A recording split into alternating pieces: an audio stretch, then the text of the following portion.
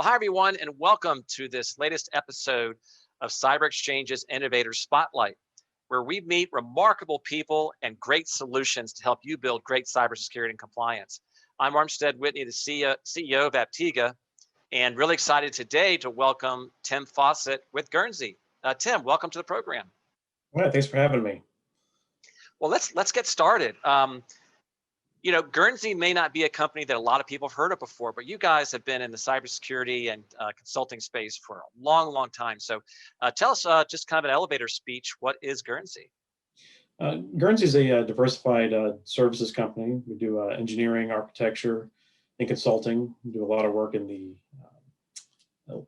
electric distribution space, and we do everything from build and design buildings to electric systems.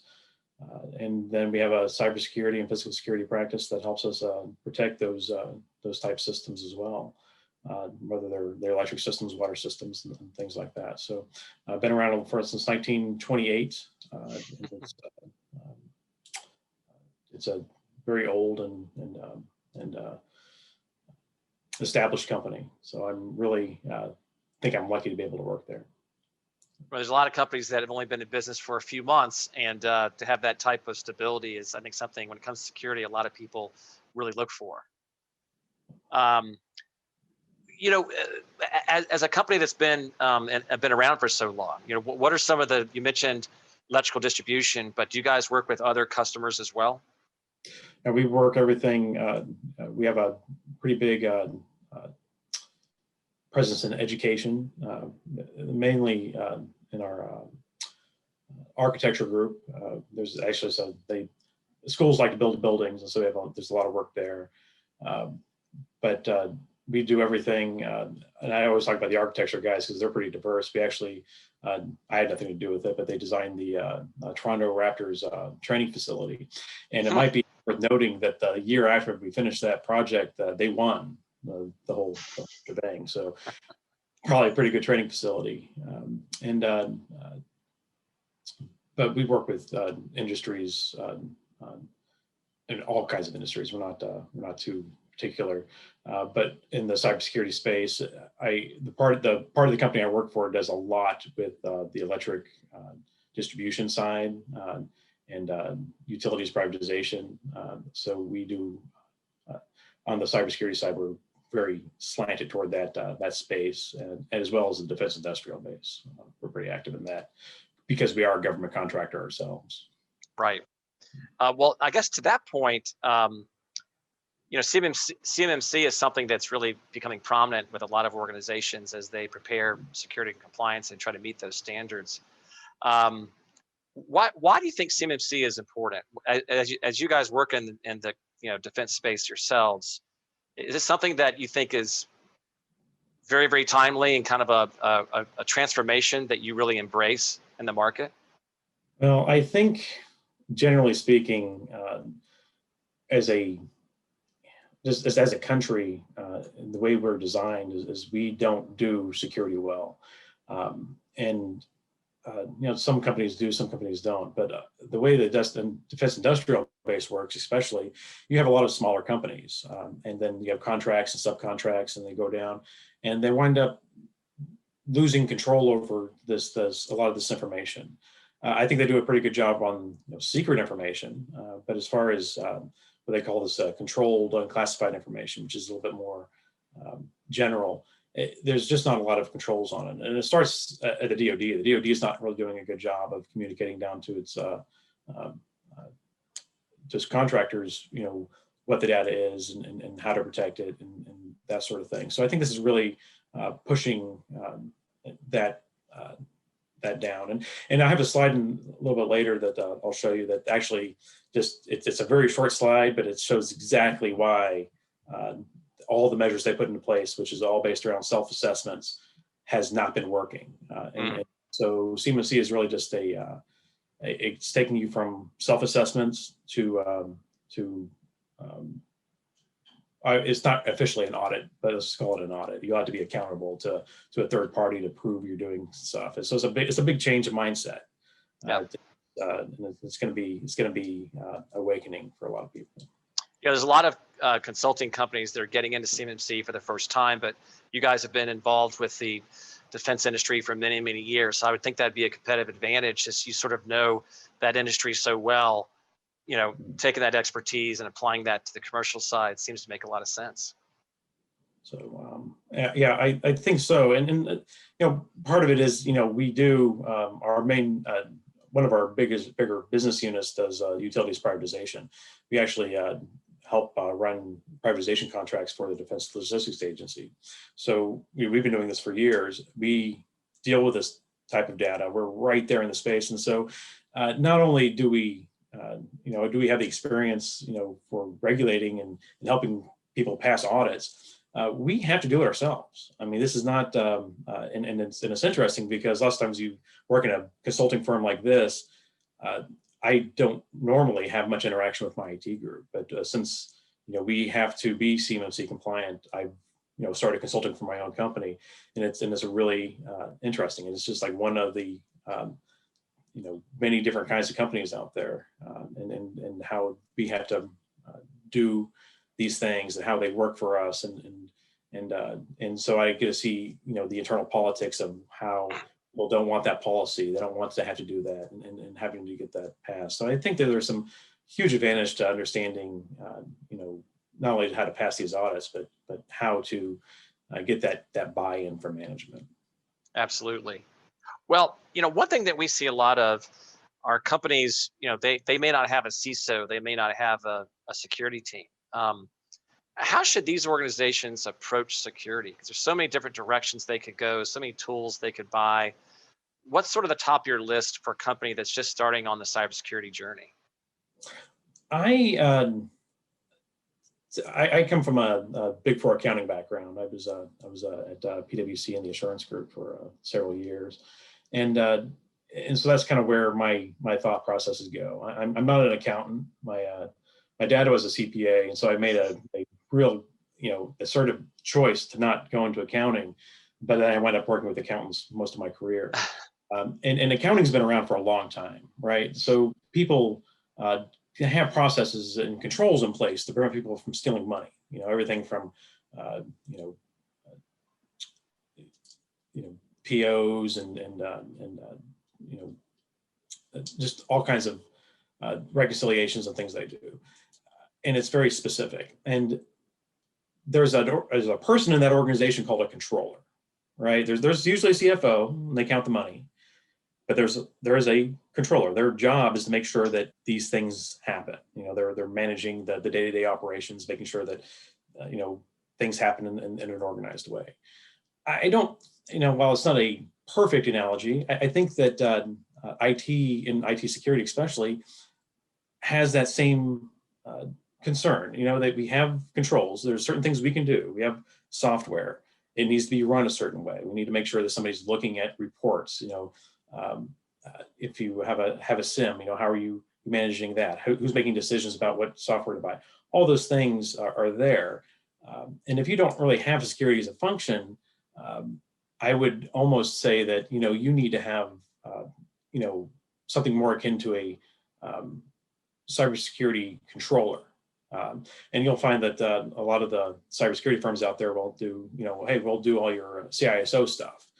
And, quite frankly, I don't necessarily think you need, some people do. I mean, there's certain regulations that requires you to have a security officer. But in some cases, if you're just trying to do it, you need somebody that is going to make sure that the security stuff's getting done. And I like to call that the cybersecurity controller. I'm coining it. I think it's going to make it, I think it's going to be a thing someday. But that's the function. And so that's not a full-time job. So it's a really good fit for have a security firm or somebody come in there and help you make sure that you're doing all those things, and that the people doing the things are doing the things. So, IT guys, they patch systems, they create accounts. Somebody needs to be over there making sure that they're patching all the systems and right, the accounts in the right way. And that's the whole point of these GRC tools. So yeah, before you go buy a bunch of stuff and make a lot of investments, make sure you've got some knowledge. As Tim says, fractional CISO, virtual CISO, to help you kind of get organized and make those prioritizations and decisions. I love, that's great advice, because a lot of people can kind of go different directions and maybe it's not the right direction. I'd love to take a deeper look at Guernsey. Why don't you share your screen and let's just learn more about your solutions. Okay.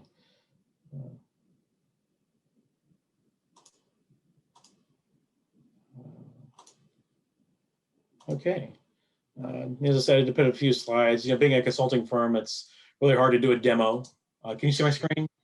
Oh yeah, looks great. Okay. Weird.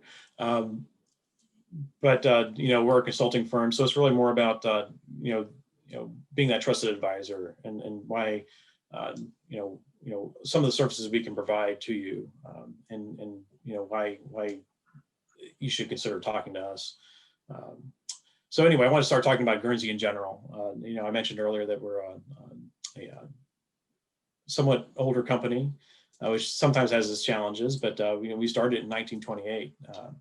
And we really started, and we built a lot of the electric systems in Oklahoma and Texas, a lot of the rural electric systems. Our founder actually would get on a train in Oklahoma and take the train to Washington, D.C. to help write the Rural Electrification Act during the Depression. And so it's kind of in our blood. But we do lots of things, in the healthcare, oil and gas, travel government, all kinds of areas like that. I'm really proud of we work for a company like Guernsey, just because it's not typical for your cybersecurity firms to be associated with very old established companies, and especially ones that have the mindset of an engineering company, which is we do things a little bit differently over there. But we've seen adversity, and one of the things that is, we help you with something.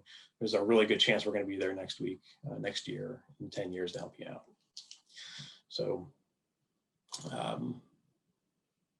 okay. So a little bit about our consulting practice. We started back in 1920, as I said, mainly in energy services, but we expanded to building buildings and things like that. We started a security practice. I put down 1988, but I know it was in the 90s. It was really back when I was not around.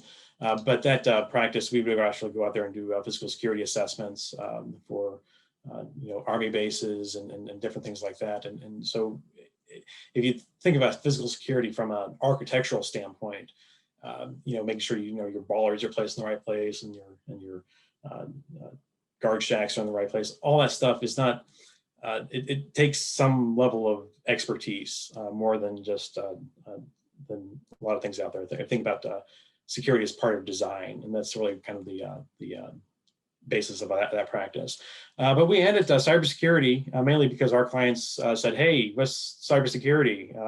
You got any of that?" And so they hired me, and I came in and helped build their security practice. And we mainly do risk assessments. We have vulnerability and configuration management solutions. We like to do what we call right-sized GRC. We work with Aptega, obviously. And some companies, they need to have controls, and we like to go in there and make sure that the controls are right for that company. Not every company is Google, and so we really come in and work with companies, make sure that they're those controls they have in place are the right ones for them. We do the sort of things where we come in to be a virtual CISO or even cybersecurity controller. We're going to find out what you need to do. We have a pretty big penetration testing practice. And we do digital forensics. And so if you ever did get a breach, we can come in there and help you figure out what happened. We do a lot of work with attorneys, making images of cell phones and things like that. So it's a pretty robust and interesting space that we're in. So we are really getting active in CMMC right now. I mentioned that earlier. We mentioned the defense industrial base. We are, I personally am a provisional assessor. So basically they went out there and selected about 100, I think 110 people to train to be early adopters of CMMC, go out there and do provisional assessments. And so I was selected to do that. And so I was actually am a provisional assessor up to level 3, which is all that exists right now. And through that, I get to do a lot of things with the CMMC and work with a lot of other people in the space, really kind of directing the way it's going to go. We are an actual C3PAO. We're waiting on getting an audit before we can actually do assessments. Nobody is certified yet, so it's brand new, so we're rolling that out. We're also a registered provider, so not only can we help you get your controls in place and everything you need to do for CMMC and all the other regulations for the DoD and other government contracts, we actually doing the audits gives us a lot of insight into how to help you prepare for those audits. So I think we have a pretty diverse credibility when it comes to this space. Oh, yeah, see, I'm out of control. As people ask me, why CMMC? Why do we have to do this, and what's the difference? Well, I just put the slide out here because I think it's important. This is our jet. That's the Chinese jet. This is our Humvee. That's the Chinese Humvee. We've been, for several years, we've had cybersecurity mandates out to the defense industrial base that was based on self-assessments. It clearly isn't working. And so this is an effort to try to make, to protect our warfighting capability. And I think it's going to be something unique and something that's going to be adopted more widely than some of the assessment programs they have now. So I love that slide, by the way. That's a good visual on why CMMC exists. So yeah, when we did the assessor training, that slide was on there, and I'm like, man, if I learned nothing else, that was perfect. So yeah, I think that if that's why we're doing this, and it's I know it's going to be hard.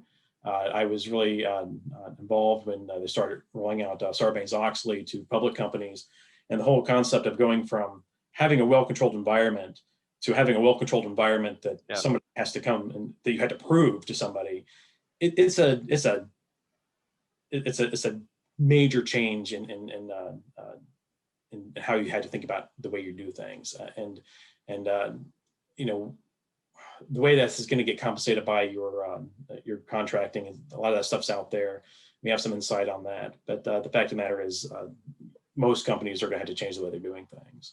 But keeping in mind, CMMC, there's different levels of it, and everybody from Lockheed Martin to the janitorial service that cleans the toilets on an Army base, all have to have some level of CMMC compliance. It is a lot of people, and it's going to be rolling out over the next 5 years, and so you'll continue to hear about it.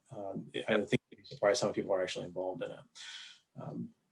I did want to say something about pricing. Obviously, we don't sell widgets or software, and there's some things we have some standard pricing on, but basically, we want you to come in and work with you and understand what your needs are, and then help, and then we define something. We do things hourly, and we do things fixed fee. Basically, we want to make sure we're accountable for the hours we spend helping you out. We are very focused on long-term relationships. We'll do it, but we prefer relationships where we're in there year every year and helping you continuously. Those are the type of clients that we like, and that we make sure that the pricing's fits in perfectly on. If you are a municipality or a tribal government or federal, we are on the GSA schedule. So if you really want some really good rates, you can get us through that. The other kind of important thing to understand is we are nationwide. We have international clients, but we are in Oklahoma. The cost of living is less in Oklahoma than it is in Virginia. I don't think anybody will dispute. And so our rates just tend to be lower. And so if costs are a concern, I'm not telling you we're necessarily a low cost provider, but we have a competitive advantage in the fact that we don't have Washington D.C. rent to pay. And then there's other things that are important to understand is that with us is that conversations are free. You can always call me. You can ask me for advice. You can take it or leave it, of course, but conversations are always free. Poor Armistead doesn't get a good chance to word in because I like to talk so much. So people should feel very welcome to giving us a call. So anyway, that's the last slide I had. I hope that gives us kind of an idea of Guernsey and our practice and some of the things that we can do to help people out. Well, I think, especially in some of these sort of, critical industries you mentioned, the electrical distribution, energy, infrastructure, it's a very, very large market. So if anybody here is, kind of in that supply chain or, is involved in security around those areas, and then especially also CMMC, which, there's not enough RPOs and assessors out there. And you see the credibility that Tim has built at Guernsey as being one of the first approved assessors. So definitely, contact Guernsey, and that's a good segue. Tim, I'll grab the screen and we'll kind of take a look at your listings in Cyber Exchange. So I'll just grab the screen from you, pop out of this little PowerPoint slide here. So the great thing about Cyber Exchange is you can find, Guernsey, inside the exchange. You can search by frameworks. Let's say you want to look for CMMC experts. Guernsey will pop up. What I've done here is I've just kind of gone to their private marketplace where I just pulled Guernsey in from a search filter here. You can see all the different areas that Tim's team can help you with: application testing, border security, incident response, which he talked about, and there's many, many more. And all of these, again, can be connected back to certain frameworks. Could be, CMMC, NIST 171, all those at least government regulatory ones as well. And what you do is just click on the Guernsey listing, and you'll just get more information about their offerings. Here you see we have a PDF that's available where I can kind of scroll through and learn a lot more. Just kind of a really good kind of overview on the services. Also shows all the different sort of categories that his services will apply to, what makes them unique. Obviously, I think one big thing here is, you're working with Guernsey, working with a very, very established company that, again, real specialists in a lot of critical areas. Here he lists here, the markets that they participate in. So it's very simple. You want to learn more, you'll just click this Learn More button, and you'll get connected directly to Tim and his team. And they would love to talk to you about how they can help you through, really almost any cybersecurity challenge, from assessments and implementation all the way through breach response, the full spectrum. So I really enjoyed learning more today, Tim. Really enjoyed learning more about the pedigree and history of Guernsey and how you guys have put the services together. Really look forward to continuing our partnership. And anybody else here on the line that wants to contact Tim, again, just go right to Cyber Exchange and he's one click away. So with that, Tim, I just want to say thank you for joining us today. Thank you for having me. I really appreciate it. All right. Well, that's it for today's podcast. We look forward to seeing you at our next episode. Have a great day, everybody.